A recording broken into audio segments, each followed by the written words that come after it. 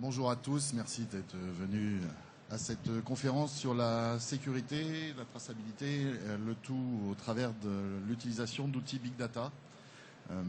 Donc au niveau plan, on va vous faire l'introduction, la présentation de la société, même si ça ira très vite. Les exemples, enfin non, qu'est-ce que le Big Data et les principes du Big Data. L'utilisation du Big Data pour l'hébergement des données de santé, puisqu'on est bien dans le cadre de l'hébergement des données de santé à caractère personnel, de voir les avantages et les apports du Big Data dessus. Et puis, au-delà du Big Data sur l'hébergement et la sécurité, quelles sont les utilisations potentielles, notamment dans le monde médical, sur le Big Data, au travers de quelques exemples, parce que c'est tellement étendu et vaste comme sujet qu'on ne va pas pouvoir détailler tout ce qui pourrait se faire au travers du Big Data, sachant que c'est surtout un outil éminemment paramétrable et qui doit justement permettre d'être appliqué dans tout un ensemble de domaines, qu'on les connaisse déjà ou qu'on ne les connaisse pas encore. Je suis Guillaume Béyens, le directeur général Adista, et aussi chargé de quelques sujets spécifiques comme les data centers, puisque on a des data centers, c'est pour ça qu'on est hébergé données de santé, et tout ce qui est l'hébergement de données de santé qui est fortement lié. Et Eric Folléa. Bonjour, donc Eric Folléa, moi je suis consultant Big Data pour Adista. Je travaille sur les principes Big Data depuis un peu plus d'une dizaine d'années maintenant, et dans les architectures logicielles, qui est un gros complément pour toutes les problématiques Big Data et de sécurité. Et Adista donc, est opérateur de services hébergés, opérateur, c'est-à-dire l'ensemble des connexions sécurisées qu'on peut fournir uniquement dans le monde B2B, c'est-à-dire les institutionnels et les privés et les entreprises. Agence digitale, Big Data qui devient un secteur de plus en plus en vogue, et connexion sécurisée, infrastructure d'hébergement et système d'information et services, c'est-à-dire l'ensemble des conditions pour faire qu'un système d'information dans le monde médical plus près. Alors, on va le faire comme si on était au concert. Si vous entendez mieux, tant mieux. Donc voilà. On est parti des principes de l'hébergement de données de santé, de façon à voir quelle est l'application du Big Data dans ce domaine, c'est-à-dire sur la disponibilité, quelle est l'utilisation et les remontées qu'on va avoir grâce au Big Data pour être certain que nos systèmes sont 100% efficaces et 100% disponibles. Donc on parle de PRA, plan de reprise d'activité, de PCA et de l'ensemble des indicateurs qui vont remonter, qui feront qu'on sera suffisamment informé en avance pour pouvoir réagir et faire en sorte que ça soit tout le temps disponible. Intègre, bien sûr, intégrité, c'est-à-dire faire en sorte que l'ensemble des données du système d'information soient intègres, et notamment sur toute la gestion des changements, que ces changements soient voulus, c'est-à-dire décidés par une personne autorisée, mais aussi non voulus, parce qu'on a un élément qui part en vrille et qu'il faut être au courant très vite pour que ça n'influe pas justement sur l'intégrité. Sur la confidentialité, c'est certain, on parle là d'authentification et toutes les failles d'authentification qu'il pourrait y avoir, que ce soit de la fraude, que ce soit de l'erreur, mais qu'il faudrait que cette confidentialité et donc la sécurité des données qui nous sont confiées pourrait être mise en péril. Et sur l'auditabilité, il faut savoir ce qui se passe, pas seulement quand ça va mal, mais aussi quand ça va bien, de façon à être certain des process qu'on a mis en place et de façon à ce qu'on puisse tout le temps améliorer la qualité de l'information qu'on recueille. L'auditabilité doit permettre d'évoluer et pas seulement de prouver. Pour ça, on va avoir beaucoup d'indicateurs, beaucoup de données qui vont remonter. Qui dit beaucoup de systèmes, beaucoup de données, dit Big Data. Ce n'est pas que du marketing, ce sont aussi des nouveaux outils qui permettent de prendre en compte la masse des données qui arrivent et qui ne fait que croître. Dans une masse de données telle, il est difficile de détecter des signaux, notamment s'ils sont des bruits faibles. Et plus... mise en veille intempestive, excusez-moi.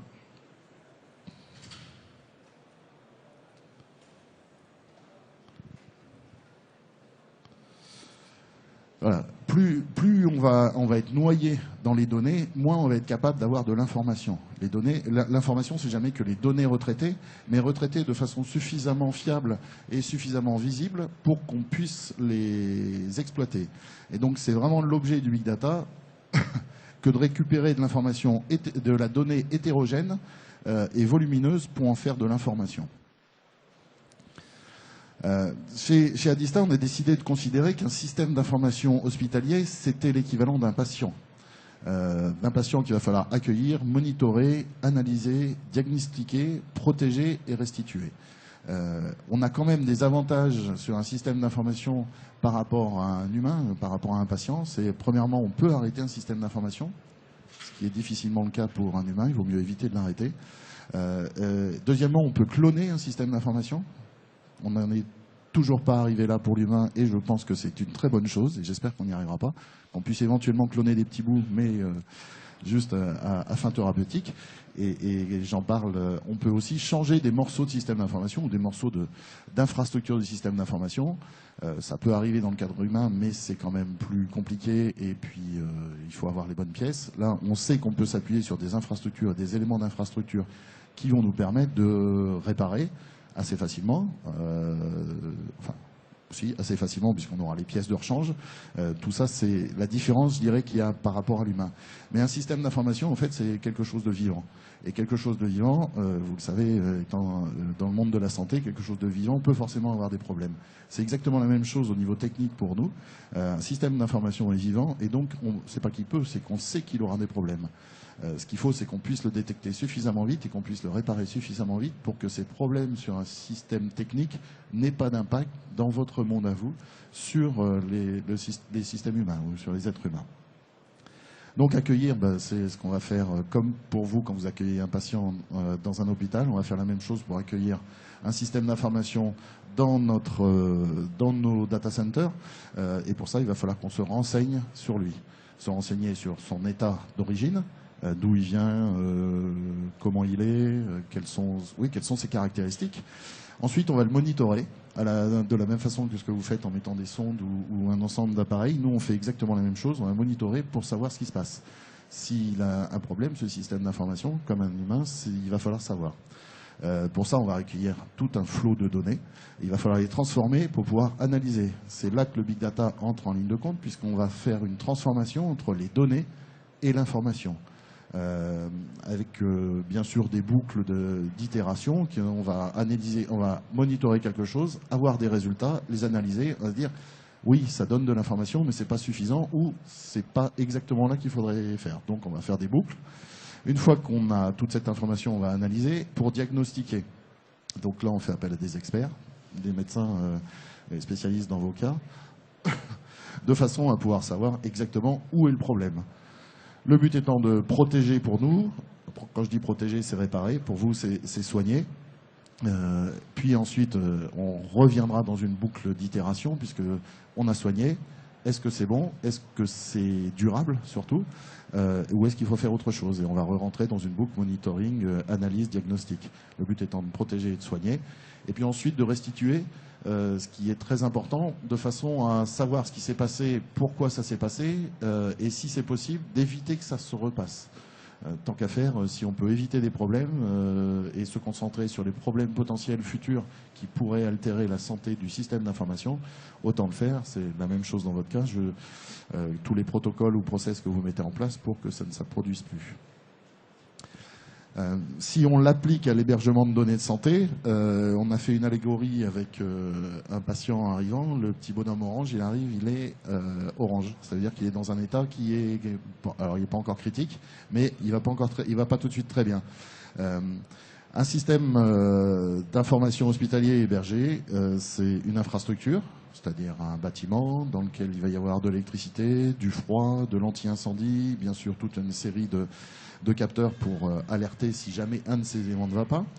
Il va bien sûr y avoir des serveurs, qu'ils soient physiques ou virtuels, quel que soit l'environnement physique, enfin l'environnement applicatif, on va dire. Bien sûr des applications, c'est-à-dire les outils qui vont vous restituer de l'information spécifique pour vous, médecins, vous avez de la néphro, de la cardio, etc. Vous avez chacun des systèmes d'information qui sont nécessaires pour votre métier à vous. Et puis des moyens de communication, puisque tout ça est relié, forcément en interne, et puis aussi en externe, parce que vous devez récupérer des résultats d'analyse ou des résultats qui ont été faits dans d'autres hôpitaux. Et puis l'hôpital ou l'établissement de soins est aussi censé avoir un PRA, c'est-à-dire la copie ou la mise en place, la mise en production rapide du même système d'information au cas où le système d'information interne tombe en panne complètement. En fait, on est dans le cas d'une vraie personne avec tous les moyens qui sont impliqués. On a, nous, un avantage par rapport à l'humain, on va dire, dans nos systèmes d'information. Nos systèmes sont mobiles. On a parlé du clonage, mais il y a aussi la téléportation. Il est pour nous assez facile de transphaser un système d'information complet d'un endroit à un autre. Alors à la vitesse de la lumière, mais bon, le volume fait que c'est pas tout à fait à la vitesse de la lumière, mais suffisamment rapidement. On n'en est pas encore là pour l'humain. On va beaucoup plus vite dans les systèmes informatiques que dans l'humain. Mais enfin, cette virtualisation fait que les systèmes d'information peuvent être un petit peu n'importe où. Chez vous, dans votre établissement, dans un autre établissement, chez un hébergeur de données de santé. En respectant bien sûr l'ensemble des contraintes et de la sécurité qui est nécessaire pour ces informations. Avec le big data, quand on va commencer à monitorer et à mettre en place des indicateurs, on va descendre en fait de plus en plus dans les couches de fonctionnement. Donc on a ici par exemple des AD, enfin une Active Directory qui va nous dire qui a le droit d'accéder à quoi. Donc qui a le droit de rentrer déjà et puis qui a le droit de faire quoi. Ça, on va s'appliquer à le surveiller de façon très, très précise parce que c'est ça qui nous dira s'il y a des fraudes ou pas. Ou s'il y a des mauvaises utilisations. Parlons pas seulement de fraude, mais des mauvaises utilisations, du type quelqu'un accède à une donnée de santé sans que ça soit vraiment lui, ce qui est éminemment répréhensible dans le monde de la santé, mais qui, je crois, est assez utilisé dans le sens courant pour des questions de rapidité d'intervention, enfin de plein de choses. Il y a toujours des bonnes raisons de ne pas respecter la sécurité, mais il peut toujours y avoir des impacts sur le fait qu'on ne l'a pas respecté. L'idée, c'est on peut choisir de faire ça, il ne faut pas le subir. Donc on va descendre dans les couches de façon à avoir une vue de plus en plus précise de la personne. Grosso modo, on va descendre dans la planche anatomique pour aller cibler l'endroit où ça ne va pas. Et au fur et à mesure des indicateurs qu'on va remonter, des informations qu'on va récolter et des analyses qu'on va faire, on va pouvoir cibler exactement l'endroit où ça ne va pas. Ciblant l'endroit et sachant ce qui ne va pas, on va, dans notre cas à nous, système d'information, on va dire ok, il y a une lame qui ne va pas, ou un disque qui ne va pas, ou une mémoire, ou un process, ou une information qui n'est pas bonne, changeons, modifions, de façon à faire en sorte que ça revienne dans un état correct. Cette descente dans le détail, au travers de la masse d'informations, de données qui arrivent, parce que ce sont vraiment des millions de lignes qui arrivent, à quelle fréquence très rapidement. On surveille tellement de systèmes, juste dans le cadre d'un système d'information hospitalier, je ne parle pas sur l'ensemble, à mesure 1, on a vu qu'on surveille beaucoup de choses, il y a beaucoup d'informations. L'avantage du big data, c'est dans ce flot d'informations, en mettant les bons indicateurs, enfin les bons paramètres de surveillance, on va détecter des signaux faibles. Les signaux faibles, c'est ce qu'il y a le plus dur à voir, c'est-à-dire qu'on a une petite modification à un endroit donné. Si on fait un travail humain, on n'arrive pas, enfin un œil humain, on n'arrive pas à le voir. Et c'est le système informatique qui va nous permettre de dire, il semblerait qu'il y ait un problème. Il ne va pas donner de résolution, il ne va pas dire, c'est vraiment là qu'il y a le problème, il va dire, tiens, alerte, il y a quelque chose qui se passe là, vérifiez. L'avantage aussi, c'est qu'on le voit au niveau microscopique, mais qu'on garde la vue macroscopique et qu'on peut la déplacer dans le temps. C'est aussi un avantage qu'on a. On est capable de rejouer un scénario en changeant les paramètres sur lesquels on rejoue ce scénario. Et faisant ça, on est capable de sérier beaucoup plus facilement la genèse, soit la genèse du problème, soit l'origine du problème. L'idée étant de revenir à un état correct à un instant T. Donc très bien, le petit bonhomme va bien. On sait aussi qu'il va bien pendant un temps. C'est un système vivant. Ce système vivant, il va évoluer. Il va y avoir soit de plus en plus d'utilisateurs, soit de plus en plus d'applications, soit de plus en plus de volume de données à traiter. Enfin, peu importe. Et puis des systèmes qui forcément vieillissent au fur et à mesure de l'utilisation. Donc il y aura des alertes. Donc on va revenir dans un état qui n'est pas un état pérenne. Et donc il faudra retravailler dessus. Mais il suffit d'être alerté suffisamment tôt pour qu'on puisse agir suffisamment tôt. Et Eric, je te laisse la parole. J'ai fait le cadre, mais maintenant c'est Eric qui va nous parler de son métier. Merci Guillaume. Donc effectivement, quand on voit la masse d'informations, on aborde et qu'on veut aborder les choses sur le point de vue du big data, il faut aussi se replacer sur qu'est-ce que le big data. Tout le monde dans cette salle n'est pas forcément au courant de ce que ça veut dire. C'est souvent un mot qui est employé de manière un petit peu buzzword.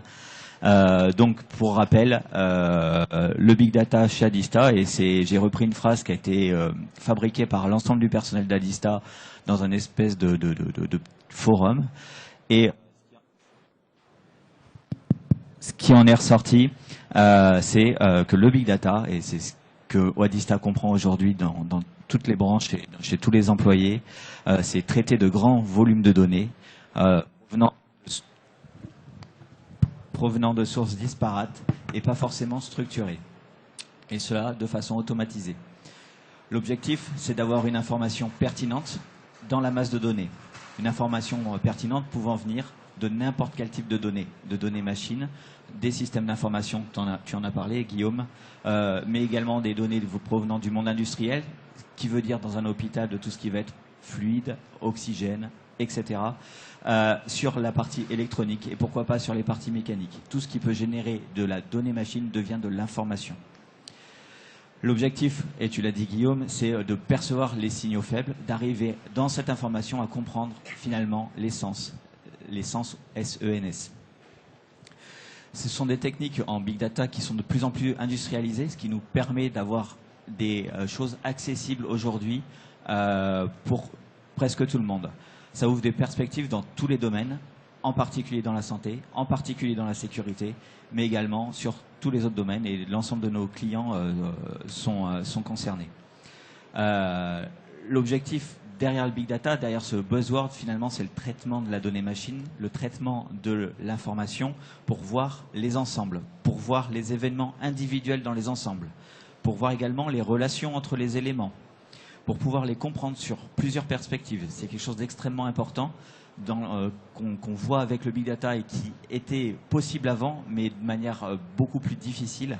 C'est d'arriver à voir les choses sur plusieurs axes, à partir des mêmes informations, mais en les regardant du point de vue peut-être d'un médecin, du point de vue d'un dissident, d'un décideur, du point de vue d'un responsable de la sécurité.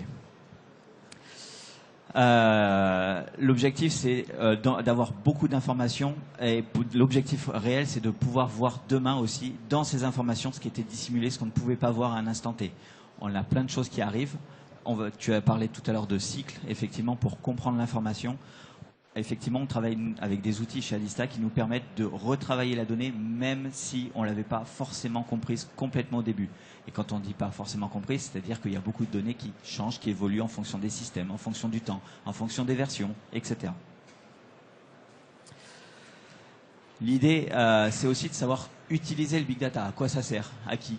C'est un mot toujours buzzword. Donc, si on prend ce qui est en train d'arriver, il va y avoir à peu près, et c'est des estimations évidemment, 20 milliards d'objets connectés en 2020. Ça veut dire, du point de vue du big data, un énorme nombre de sources différentes encore qui vont arriver, qui vont concerner aussi la santé et le bien-être. On a les consommateurs, c'est-à-dire les patients de chez vous en santé, qui vont finalement émettre des informations, soit par effectivement des capteurs, soit par leurs objets connectés, soit par l'utilisation qu'ils font des applications que vous leur donnez, ou les accès Internet peut-être même aussi. Ça va permettre de comprendre en fait comment ces personnes utilisent ou sont, suivant les besoins qu'on a de voir et de percevoir. Cette information, c'est aussi une force pour l'acteur, pour le consommateur également, qui va aussi être acteur de ce qu'il fait. C'est-à-dire que vous allez pouvoir voir, vous, comment il agit sur le système d'information, mais également comment lui l'utilise et comment il va agir dans cette chaîne. Imaginez par exemple l'impact sur un hôpital, sur un tweet qui soit positif ou négatif sur l'état de l'établissement, pourquoi pas sur la propreté ou la qualité de l'accueil. Eh bien, on va pouvoir effectivement percevoir que ce tweet s'est passé un certain temps et remonter jusqu'à la chaîne de qu'est-ce qui a provoqué réellement et quel est le dysfonctionnement ou le bon fonctionnement dans l'hôpital. Pour les autorités, c'est également de voir et de pouvoir utiliser les éléments dans la masse de manière pas forcément individualisée du coup, mais de manière plus, on va dire, masquée. Et de manière automatique. Ça peut aider tout ce qui va être urgence de manière générale, la veille sanitaire, etc. Ce genre de choses. On va pouvoir envisager grâce aux techniques du big data également, l'émission de données génériques, générales, statistiques, pour alimenter des bases de connaissances plus générales. Pour le dirigeant, ça peut vouloir dire également de voir l'ensemble de son activité, que ce soit la partie système d'information, mais au-delà également, sur la partie finalement comment fonctionne l'hôpital de manière générale, ou la clinique, ou son établissement. Pour le directeur des systèmes d'information, ça va être de pouvoir maintenir aussi la cohérence dans ces systèmes, voir là où il y a des anomalies, là où il y a des bons fonctionnements, là où on va pouvoir avoir une capacité à voir rapidement les causes d'une panne, par exemple. Pour les DSI, ils avaient déjà des outils, mais tous ces outils sont généralement liés au système qu'il a mis en place et sont généralement des outils hétérogènes. Le big data, ça pouvant récupérer des informations hétérogènes et volumineuses, le but c'est de refaire monter un tableau de bord simplifié, enfin suffisamment visible et suffisamment facile à lire pour être tout de suite alerté des problèmes. Après, on peut réutiliser les outils spécifiques à chaque système d'information pour aller plus loin dans la connaissance, mais le big data nous permet donc de récupérer l'information assez vite et de la présenter de façon unifiée, même si on est noyé de systèmes différents et beaucoup de systèmes très hétérogènes. Exactement, c'est bien l'objectif, c'est de présenter et de percevoir de manière unifiée avec la vision que chacun a besoin pour pouvoir partager à la fois la production d'informations, la connaissance des utilisateurs, la visualisation, les alertes entre chacun des corps de métier qui ont finalement un impact ou qui fournissent de l'information au système. Les forces, c'est pouvoir avoir cette capacité en temps réel avec des notions assez avancées qui s'appellent communément les schémas à la volée, c'est-à-dire non pas transformer la donnée avant de la stocker, mais justement utiliser cette donnée de manière brute et de la comprendre a posteriori. Ce qui nous permet demain, pour les chercheurs et les ingénieurs de demain, de pouvoir revenir sur ces informations sans qu'elles aient été transformées et donc avec de l'information perdue à l'origine.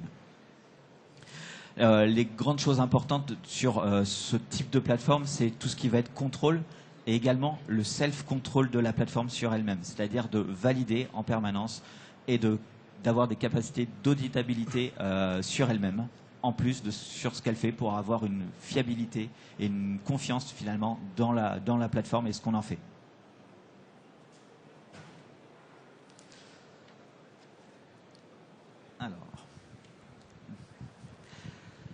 Donc si on refait le parallèle avec, avec un patient, le big data pour les systèmes d'information médicaux, c'est de pouvoir le diagnostiquer, d'avoir un état de santé. Ça, c'est des mesures, par exemple les taux de disponibilité, c'est tout ce qui va être métrologie, monitoring et ce genre de notions. On va aussi appliquer des posologies, des traitements pour appliquer de la protection, de la sécurité, des règles de sécurité, des chartes informatiques pour commencer, jusqu'à finalement des actions et des réactions au plus rapide. Tu l'as dit Guillaume tout à l'heure, l'idée c'est d'être proactif au plus vite pour détecter et pour agir sur toutes les anomalies parce que c'est ce qui arrive de toute façon.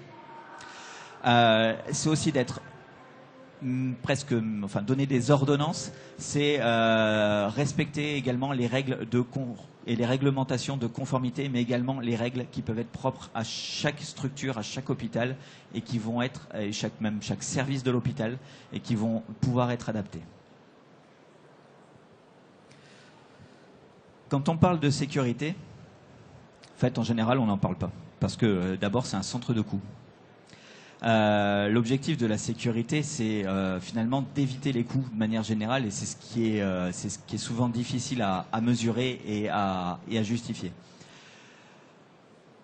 Mais la sécurité, ça commence d'abord par finalement des menaces, des problèmes. J'ai pris quelques chiffres presque au hasard sur les problèmes qu'on rencontre dans le monde. Si vous lisez un petit peu ces chiffres, donc le plus effarant, moi celui qui me retient le plus, c'est 2982, c'est le nombre de jours de la plus longue présence malicieuse dans un réseau.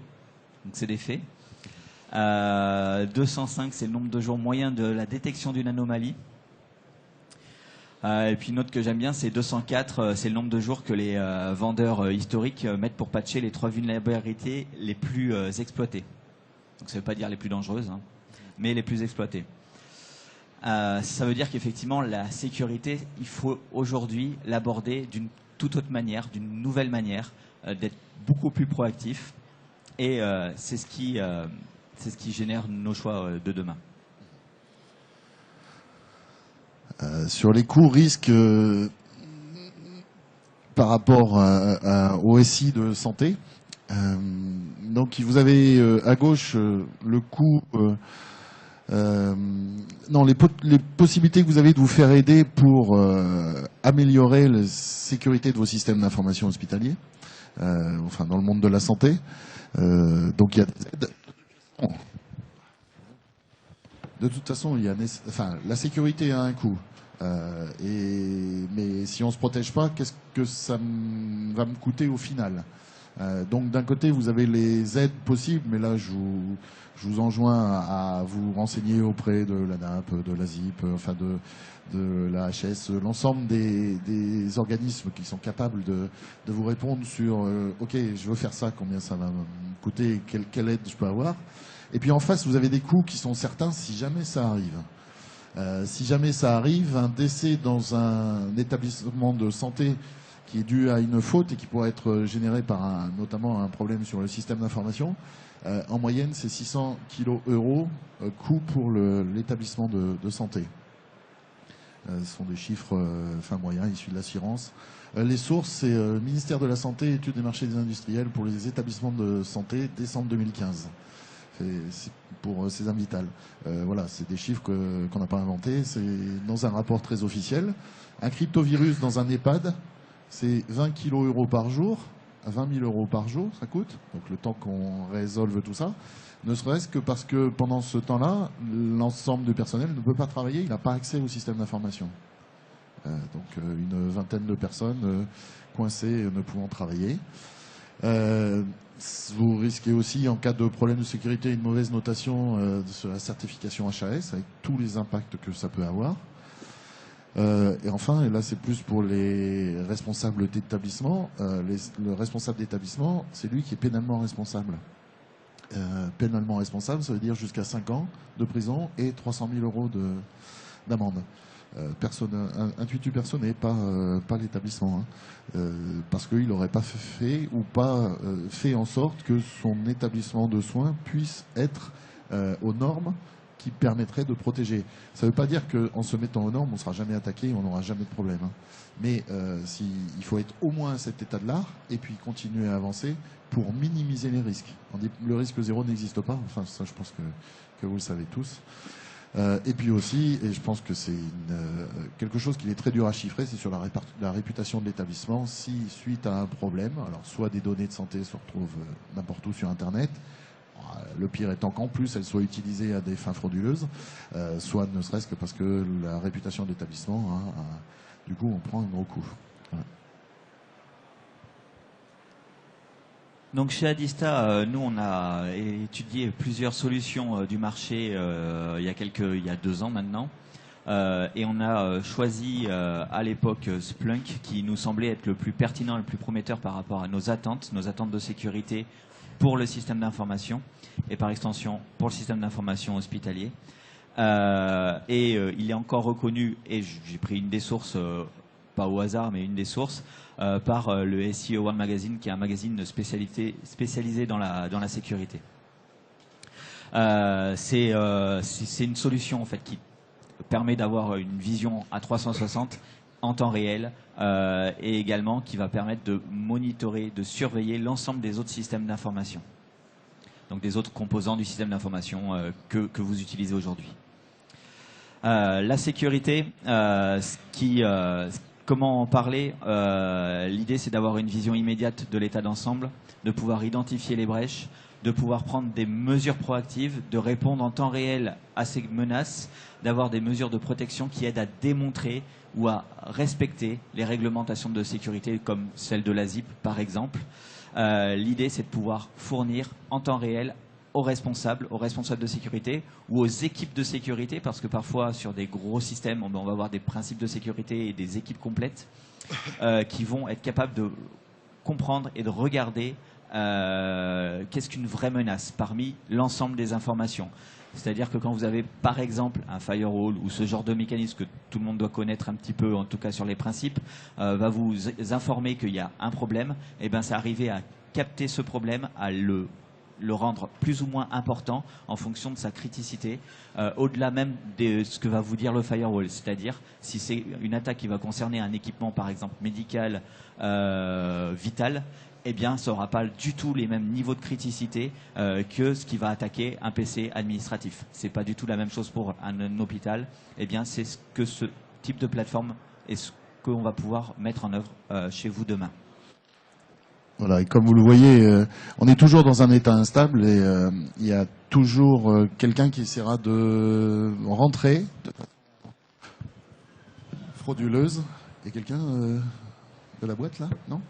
Pour changer les piles? Bon. De façon frauduleuse et d'essayer de soutirer de l'information. On voit que c'est plutôt de façon noire, voire grise, et pas de façon blanche. L'idée aussi, c'est d'arrêter les fraudeurs éventuels le plus tôt possible. Pour ça, c'est éventuellement d'empêcher les utilisateurs d'aller sur des sites qui permettraient de faire ces entrées. La protection, c'est bien sûr être au courant, mais c'est aussi d'éviter que ça se produise. Éviter que ça se produise, c'est par exemple du filtrage d'URL, c'est des choses comme ça qui font qu'on n'ira pas sur un site qui va être capable de vous pomper vos coordonnées, votre login, votre mot de passe, des choses comme ça. Donc l'idée c'est d'avoir une posture de sécurité. Alors pour ceux qui ont pris des photos, j'ai une slide un petit peu plus grande maintenant. L'idée c'est effectivement de comprendre qu'est-ce qui est important, notable à un instant T et de pouvoir aller agir dessus. La sécurité, ça commence aussi sur le monitoring. Le monitoring par exemple de data center, par exemple d'un point de vue électrique, mais ça le lien avec la sécurité, ça m'est arrivé il y a 2 jours chez moi à la maison. J'étais assis dans mon canapé et j'ai entendu mon PC se mettre à chauffer. Alors c'est pas le PC de tout le monde, c'est un PC sur lequel il y a des services, il y a des serveurs. Mon PC a commencé à faire du bruit. Donc c'est ce qu'on va pouvoir faire dans un data center, entendre qu'il y a plus de ventilateurs ou quelque chose qui chauffe. De voir que cette machine est en train de faire plus de choses que d'habitude. Donc on est en train de commencer à imaginer des changements de comportement déjà au niveau physique. En allant voir après sur la machine, parce que c'est ma machine à la maison, elle n'a pas l'habitude de travailler toute seule. Et effectivement, je me suis aperçu qu'il y avait des gens qui provenaient d'Ukraine qui étaient en train d'essayer de rentrer sur ma machine. Bon, je vous raconte pas la fin, c'est personnel, mais voilà. Si, raconte la fin. Non. Donc là, il était assis à côté de sa machine, donc il a entendu des ventilateurs et une utilisation indue, on va dire, d'un système informatique. Je ne peux pas l'asseoir dans tous les data centers qu'on a, donc il faut trouver un autre moyen que le fait que Eric écoute les ventilateurs. Pour ça, les fabricants de systèmes pour les data centers, on a 2 éminents représentants dans la salle de chez Schneider, une très belle boîte française. Voilà, et qui en est partenaire. Bien sûr, ils ont tout un ensemble de systèmes de surveillance qui vont remonter sur des consoles qui vont permettre d'être alertés dans le cas où il y a un ventilateur qui commence à tourner plus, puis 2, puis 3, et avec une utilisation qui peut être anormale, ou une détection de chaleur, enfin une sonde. Couplé à ces infrastructures de data center, il y a tout un ensemble de serveurs dedans, que ce soit des serveurs physiques ou des serveurs virtuels. Et il va falloir aussi récupérer cette information et présenter un tableau de bord à l'équipe de sécurité, puisque l'équipe de sécurité, enfin l'équipe de surveillance, ne va pas regarder l'une le data center, l'autre le service, l'autre les disques, l'autre la mémoire, etc. Il faut un tableau de bord qui va alerter très vite en disant « attention, là ça va pas ». Ou on a une suspicion du moins. Il n'y a pas encore de diagnostic, mais une suspicion, il y a un truc qui cloche. Ce truc qui cloche, c'est le fait d'écouter, mais on va écouter tous les systèmes en même temps, tout centraliser et tout venir mettre sur des dashboards, enfin des tableaux de bord suffisamment clairs et suffisamment précis et suffisamment réactifs pour que l'équipe de sécurité soit tout de suite alertée, il y a un problème. Merci Guillaume. Effectivement, donc l'idée c'est d'avoir une vue donc là sur ce qu'on peut voir sur un data center, mais ça peut être la même chose sur un équipement hospitalier, un équipement pour patients. À partir du moment où cet équipement va pouvoir produire de l'information, on va pouvoir la mesurer, la rationaliser, voir son état dans son ensemble, que ce soit sur un équipement dans chaque chambre, par exemple. On va pouvoir le prendre en compte dans un système de surveillance, de validation du bon fonctionnement, des bons usages et des bons abus aussi également. Quand on parle de sécurité, on peut prendre aussi le parallèle avec le monde bancaire qui concerne de près, donc et les mêmes problématiques et les mêmes importances, ou en tout cas des enjeux similaires sur les attaques bancaires. Récemment, il y a eu une attaque sur quelques banques, notamment au Bangladesh, si ma mémoire est bonne, où des pirates ont réussi à voler 81 millions de dollars, enfin plus, mais ça arrivait jusqu'à 80 de pertes. L'objectif des pirates, ça avait été de rentrer dans le système d'information pour finalement détourner certains usages, des usagers. Pour ça, ils ont utilisé quelques brèches, l'utilisation de malware tout simplement, qui ont non pas mis en œuvre et abîmé le protocole de communication qui est hyper sécurisé de SWIFT, qui est un protocole bien connu dans le monde bancaire. Et donc c'est un peu la même chose sur ce qu'on retrouve dans les problématiques de santé sur les envois et les émissions de messages interservices. Mais le problème venait plus de l'interface, entre guillemets, je dirais siège-clavier, c'est-à-dire les utilisateurs. Qui en fait ont téléchargé dans ce cas-là finalement des virus malgré eux, qui ont mis en péril l'utilisation de leur viewer PDF. Alors tout le monde utilise les viewers PDF aujourd'hui pour valider, contrôler et ce genre de choses. Donc l'attaque s'est portée sur ce genre de choses pour finalement détourner certains ordres bancaires et finalement envoyer les données à un autre endroit pour les détourner tout en masquant l'information aux employés. Ce qu'on voit dans ce genre d'attaque aujourd'hui, c'est effectivement l'objectif premier presque du hacker, c'est de mettre de plus en plus loin, de plus en plus longtemps, pour que les personnes de la sécurité mettent de plus en plus de temps pour identifier la brèche de sécurité, pour la percevoir simplement. Parce qu'effectivement, si aujourd'hui on avait pu voir et monitorer par exemple la base de données et ses actions avec des actions anormales, eh bien, on aurait vu qu'effectivement, il y avait un changement de comportement des utilisateurs et qu'on aurait pu passer devant cette brèche-là.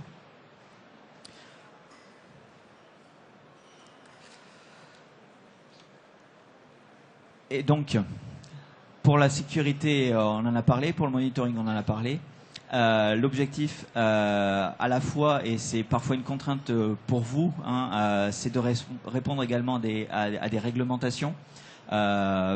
Pour moi, de mon point de vue, ce sont des bonnes choses, malheureusement. C'est pénible à mettre en œuvre, il y a des choses à faire, à valider tout le temps. En fait, pour moi, je le vois comme un cercle vertueux de progression, à la fois sur la défense, à la fois sur la protection du patient, à la fois sur la protection du système d'information, et à la fois sur la posture générale de sécurité de l'établissement de santé. En fait, cette amélioration de la posture générale, c'est ce qui va permettre de faire évoluer les règles, de faire évoluer les comportements. Ça commence par les changements de mots de passe, par les chartes informatiques, des choses vraiment pénibles, mais ça c'est chacun qui doit aujourd'hui le mettre en œuvre pour faire les choses presque de base d'un point de vue sécurité. Mais l'objectif, c'est une amélioration commune et constante.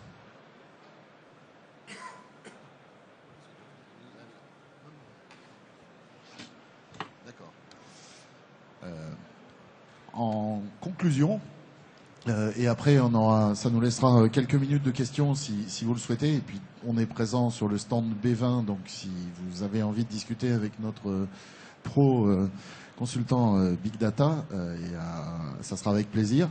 Le but de Big Data, au-delà de tout l'aspect technique que ça peut engendrer, de certains coûts que ça peut engendrer, on a choisi un outil propriétaire d'un éditeur. On n'a pas choisi de l'open source. On est en contact avec pas mal d'éditeurs dans le monde de la santé, dont un qui est en travail, Innovelan, qui est tout open source. Tout son système est open source, sauf le big data. Le big data, il a pris le même outil que nous. Parce que, pardon. Oui, c'est notre client aussi. On est client, on est partenaire. Mais s'il a pris ça, c'est simplement parce que ça lui économise beaucoup de temps et beaucoup d'argent de passer par ce système qui est éminemment configurable, éminemment paramétrable et très rapide à mettre en œuvre. Et avec les avantages, on va dire, de l'édition, enfin du logiciel édité, de la solution éditée, c'est que c'est l'éditeur qui s'occupe de l'ensemble des avancées et de la technologie. Donc, toujours est-il que le but de Big Data, c'est d'avoir une information claire, accessible le plus rapidement possible. On est dans le système de l'alerting, dans le monde de la sécurité, enfin sur ce qui nous concerne aujourd'hui.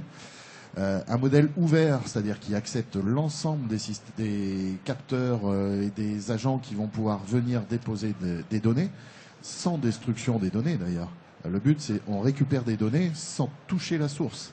Ce qui veut dire, par exemple, dans le monde de la santé, on peut auditer des bases de données dans lesquelles il y a de l'information de santé, mais en ne prenant que les informations anonymisées. On ne va pas remonter des numéros de sécu, bien sûr, on ne va pas remonter des noms et des prénoms. Le but, c'est qu'on ait une information utile pour un système de sécurité et pas une utilisation pour connaître telle ou telle personne. Ça, c'est le but des applicatifs et pas du big data. On peut l'ouvrir là-dessus aussi, mais c'est dans un autre cadre. Donc un modèle ouvert, acceptant tout type d'informations, et configurable rapidement. Parce que on sait qu'on est dans un état stable à un instant donné, on sait que c'est un état qui deviendra instable pour plein de bonnes ou de mauvaises raisons, mais il deviendra instable. Donc il faut pouvoir réagir et faire en sorte de l'ouvrir et de le configurer rapidement. En temps réel, parce qu'on fait de l'alerting et on est sur la sécurité, mais aussi en travaillant sur l'historique. On a trouvé quelque chose, mais pourquoi ce quelque chose existe? On a 1 an de données qui existent. On va pouvoir lui dire, ok, je démarrais, je faisais un monitoring sur 1 heure. Dire, ok, je vais regarder sur les 6 derniers mois tout ce qui s'est passé. Et on a ainsi une bien meilleure vue de l'évolution de certains systèmes, éventuellement d'une fuite de données qui s'était passée à un instant T, ou d'une détérioration progressive d'un élément physique, ce qui nous est arrivé sur des batteries. On ne le voyait pas, on avait des problèmes, on ne le voyait pas. En étudiant la baisse de batterie par batterie, justement enfin, le fait qu'elle se recharge plus souvent que les autres, on a détecté qu'il y avait 3 batteries dans une série de sauvegarde de data center, 3 batteries qui fuyaient. Et c'est vraiment l'utilisation des données qui nous a permis d'avoir ça. Bien sûr, ça concerne tous les secteurs de l'hôpital. Là, on a parlé du système d'information hospitalier. Cette surveillance de matériel, on peut l'appliquer sur beaucoup de choses. Enfin, tout ce qui est capable d'envoyer de l'information. Que ce soit de façon native ou parce qu'on aura rajouté des systèmes type RFID quand on déplace par exemple des bouteilles d'oxygène ou des choses dans ce genre-là. Mais aussi on peut l'appliquer sur des systèmes d'information de gestion à l'intérieur de l'hôpital, sur l'accueil patient pour voir s'il y a des pics, enfin des choses comme ça.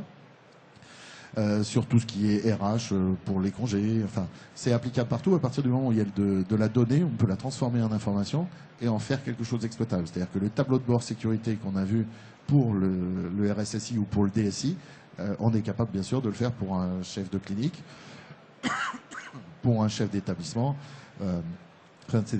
Et puis bien sûr, enfin et ça je pense que c'est une ouverture que les médecins ou les chercheurs doivent avoir déjà en tête, c'est éminemment applicable sur la recherche. On a une grande cohorte de données, on est capable de faire beaucoup de choses dessus et de faire de l'historique dessus, ce qui est aussi, enfin sur des périodes longues, ce qui est aussi très important dans le monde de la recherche. Voilà, on en a terminé, sauf si tu veux rajouter quelque chose, Eric. Merci Guillaume, merci à vous de votre attention. Voilà, et si vous avez des questions, on est à votre disposition, soit ici sur les 30 secondes qui viennent, soit sur notre stand B20 ou juste à la sortie si vous avez besoin. Merci beaucoup. Oui. Oui. Je vous en prie. Oui. Désolé. Si on pouvait changer les piles. Bonjour tout le monde, je me présente ingénieur en informatique de Centre hospitalier universitaire de Tunis. Vous avez pensé sur la sécurité de systèmes d'information médicale. Est-ce que vous avez pensé à la sécurité des ordinateurs des médecins ou des chercheurs, là où ça réside exactement les informations les plus pertinentes en matière de sécurité médicale? Je suis entièrement d'accord avec vous. En fait, tous les éléments d'un système d'information, quels qu'ils soient, doivent être surveillés, monitorés, on va dire, de façon à pouvoir avoir l'ensemble de l'information. Je suis d'accord avec vous. Ça devrait pas sortir du bureau. Mais là, j'en avais besoin pour la présentation. Donc, il y a tout un ensemble d'éléments de sécurité qui sont dessus. Ces éléments de sécurité vont servir à protéger, mais il faut aussi savoir ce qui se passe. Voilà, la sécurité, c'est basé sur le retour d'informations qu'on peut avoir. On est dans un état supposé correct. Quelles sont les modifications ou les changements qui font que cet état n'est plus correct? C'est parce qu'il y a une utilisation bizarre d'un élément qu'on avait surveillé avant et qui a une utilisation totalement différente de ce qu'il y avait avant. Donc oui, je suis d'accord avec vous. Tout ça, il faudrait le surveiller. C'est effectivement la surveillance des endpoints en sécurité qui est primordiale de toute façon. Et la première brique est par exemple les antivirus et les émissions de messages que nous envoient les antivirus, par exemple. Je crois qu'il faut qu'on cède la place au suivant, mais on est à votre disposition. Merci beaucoup.